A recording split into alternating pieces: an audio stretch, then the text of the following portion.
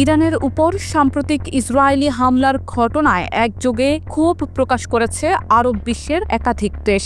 Saudi আরব, সংযুক্ত আরব আমিরাত, কাতার, Oman এবং লেবানন সহ বেশ কয়েকটি দেশ এই হামলাকে বর্বরোচিত, চরমপন্থামূলক এবং আন্তর্জাতিক আইনের লঙ্ঘন হিসেবে আখ্যা দিয়েছে। দেশগুলোর এই প্রতিক্রিয়া পর্যবেক্ষকদের মতে একটি কৌশলগত অবস্থান, যার মাধ্যমে তারা নিজেদের দেশকে ইরানের সম্ভাব্য প্রতিশোধমূলক হামলা বা আঞ্চলিক উত্তেজনা থেকে দূরে রাখতে চাইছে।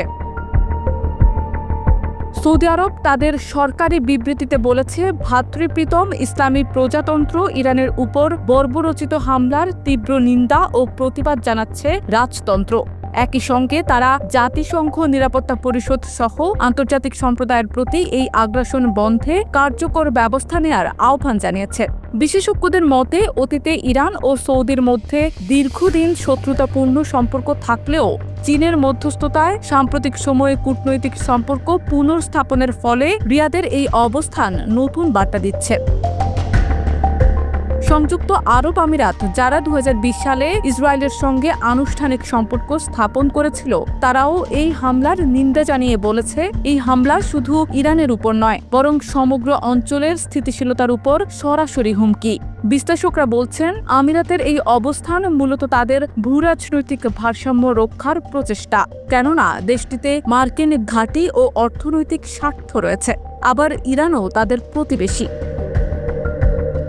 এদিকে কাতার, যারা হামাসকে গোপনে সমর্থন দেওয়ার অভিযোগে ইসরায়েল ও পশ্চিমাদের সমালোচনার মুখে পড়ে, তারাও এক কঠোর বিবৃতিতে বলেছে, ইরানের সার্বভৌমত্ব ও নিরাপত্তার উপর সরাসরি আঘাত হেনেছে ইসরায়েল, যা কোনোভাবেই গ্রহণযোগ্য নয়। কাতারে মধ্যপ্রাচ্যের সবচেয়ে বড় মার্কিন সামরিক ঘাঁটি আল উদেইদ অবস্থিত, ফলে কাতারকেও ইরানের সম্ভাব্য জবাবি হামলার আশঙ্কার মধ্যে রাখতে হচ্ছে।